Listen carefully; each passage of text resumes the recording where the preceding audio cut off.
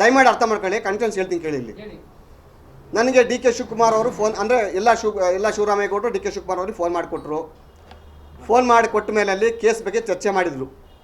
ಯಾವುದೋ ಈಗ ಇರೋವಂಥ ಕೇಸ್ ಬಗ್ಗೆ ಚರ್ಚೆ ಮಾಡಿದ್ರಲ್ಲಿ ಚರ್ಚೆ ಮಾಡಿದ ನಂತರ ಅಲ್ಲಿ ನಾನು ಆ ಕಂಪ್ಲೇಂಟ್ ಕೊಡೋವಂಥವ್ರು ಯಾರ್ಯಾರು ಎಲ್ಲೆಲ್ಲಿದ್ದಾರೆ ಅವರು ಬಂದರು ಮಾತ್ರ ಆಗ್ತದಲ್ಲಿ. ಯಾರ್ಯಾರು ಸುಮ್ಮನೆ ಬಂದು ಸ್ಟೇಟ್ಮೆಂಟ್ ಕೊಟ್ಟವರು ಪ್ರಯೋಜನ ಆಗಲ್ಲ. ಅಲ್ಲಿ ಅವರು ಬಿಗಿಯಾಗಿ ನಿಂತರು ಮಾತ್ರ ಅನುಕೂಲ ಆಗ್ತದೆ ಅಂತೇಳಿ ನಾನು ಅದನ್ನು ಹೇಳ್ತೀನಿ ಅಲ್ಲಿ ಅವ್ರದ್ದು ಬಾಯಿ ಬಿಡಿಸ್ಕೊಳಕ್ಕಲ್ಲಿ. ಆಗ ಅವ್ರೇನು ಹೇಳ್ತಾರೆ ಅಂತ ಅಂದರೆ, ಹೌದಪ್ಪ ಸದ್ಯ ಇಷ್ಟನಾರತನ ಮಾಡ್ತಿದ್ದೀವಲ್ಲ ಮರ ನಾವಲ್ಲಿ, ಅದನ್ನು ಮಾಡೋಕ್ಕಾಯ್ತಿಲ್ಲ ಯಾರು ಇಲ್ಲಿ, ಇವಾಗ ನಾವು ಮಾಡಿದ್ವಲ್ಲ ಅದು ಖುಷಿ ಪಡಿ ಅಂತ ಹೇಳ್ತಾರೆ. ಇದು ಪಾಯಿಂಟ್ಸ್ ಅಷ್ಟೇ. ಇಲ್ಲಿ ಯಾಕೆ ಈ ಮಾತನ್ನು ಹೇಳ್ತೀನಿ ಅಂತ ಅಂದ್ರೆ, ನಿನ್ನೆ ತುರ್ತು ಅಧಿಕಾರಿಗಳ ಸಭೆಯನ್ನು ಕರೆದು ಅಲ್ಲಿ ಅಶ್ಲೀಲ ವಿಡಿಯೋ ಬಗ್ಗೆ ಬಿಟ್ಬಿಟ್ರು ಇವರು.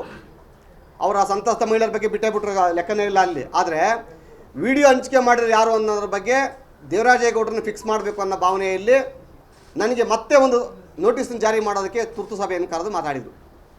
ನನಗೆ SIT ಅಧಿಕಾರಿಗಳಿಂದ ಫೋನ್ ಬಂತು, ನಮಗೆ ಇಲ್ಲಿ ನಾಳೆ ನಿಮಗೆ ನೋಟಿಸ್ ಬರ್ತದೆ, ನೀವು ಬರಬೇಕು ನೀವು ಅಂತೇಳಿ.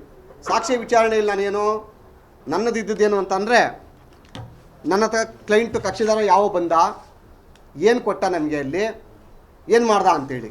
ಇದು entire game play master mind ಯಾರು ಅಂತಂದರೆ ಡಿ ಕೆ ಶಿವಕುಮಾರ್ ಅನ್ನೋದಕ್ಕೋಸ್ಕರನೇ ನಿಮಗೆ ಅದನ್ನು ಆನ್ ಮಾಡಿದ್ದೆ ಅಷ್ಟೇ, ಬೇರೆ ಏನೇನಿಲ್ಲ ನನಗಲ್ಲಿ.